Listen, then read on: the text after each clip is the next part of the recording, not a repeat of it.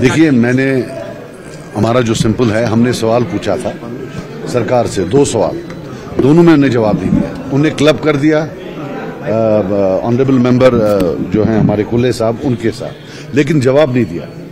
जवाब सीधे था, मैंने एक जो बहुत इंपॉर्टेंट था फॉर रिसर्च, बिकॉज मैंने जम्मू में जवाब पूछा था तो वहां मालूम पड़ा हमें कि रीजनल डिस्पैरिटी है, कश्मीर में ज्यादा प्रॉब्लम हो रही है रिजर्वेशन से। उसी को करते करते मुझे और डेटा चाहिए था। मैंने पूछा था कि जो मेरिट लिस्ट है और सिलेक्शन लिस्ट, मेरिट लिस्ट मतलब वो जो टॉप 200 बच्चे हैं या टॉप 300 बच्चे हैं विदाउट रिजर्वेशन, सिलेक्शन लिस्ट वो होता है जिसमें रिजर्वेशन एम्प्लॉय होता है। जब 2 को आपस में आप कंपेयर करेंगे तो तब मालूम पड़ेगा इम्पैक्ट ऑफ रिजर्वेशन क्या है, किस रीजन से कितने बच्चे जो हैं ड्रॉप हो रहे हैं। उनने दिया नहीं। उस पर शायद ऑनरेबल मेंबर साहब जो हमारे हैं उनने बोला कि आप बोल रहे हैं कि वो नाकाबिल होते हैं। बाकी कोई नाकाबिल नहीं होता है, लेकिन जो काबिल होता है उसको तो रिजर्वेशन की जरूरत नहीं पड़ती है ना। लेकिन आपको लगता है कि जो रूलिंग पार्टी है तो फैसला नहीं कर पाती है रिजर्वेशन? नहीं, फैसला वो करे ना करे, but they should not stop information. सबसे बड़ा प्रॉब्लम है, स्टोन वॉल कर रहे हैं, कोई भी इन्फॉर्मेशन बाहर नहीं आने दे रहे। सर, आपके अकॉर्डिंगली रिजर्वेशन किनको मिलना चाहिए? मेरे अकॉर्डिंग तो ये है कि रिजर्वेशन जो है on the basis of population होना चाहिए।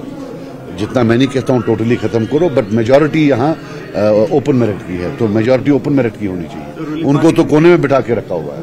ये इतना ही नहीं है कि ए को नौकरी मिली और बी को नहीं, लेकिन आपके जो आने वाले कल है उसमें डॉक्टर कौन होंगे, इंजीनियर कौन होंगे? क्या वो होंगे जो टॉप 100 थे, या वो होंगे जो मेरिट लिस्ट में कहीं नीचे थे? तो आपको लगता है कि रूलिंग पार्टी के जो मेंबर्स हैं बीच में ही तजाद है, ये किसी कंक्लूजन पे नहीं पहुंच पाते? मेरा कोई नहीं है इनको क्या करना है, और ये कुछ नहीं करेंगे, लेकिन एटलीस्ट जो इन्फॉर्मेशन है वो तो दें। अगर कोई रिसर्च करना चाहता हो, अगर कोई इसमें एनालाइज करना चाहता हो, जो हम बातें बोल रहे हैं क्या इसको डेटा सपोर्ट करता है या नहीं, उसके लिए इन्फॉर्मेशन तो दें। वो तो इनकी प्रॉपर्टी नहीं है, उसमें तो कोई ड्यूअल कंट्रोल नहीं है, उसमें तो एलजी साहब का हाथ नहीं है, उसमें तो भारत सरकार की कोई कॉन्स्पिरेसी नहीं है जो ये बोलते आते हैं हमेशा दिल्ली चाल। इसमें कौन सी दिल्ली की चाल है? आपको सवाल पूछा है कि भाई ये दे दो, वो उठाकर दे दो।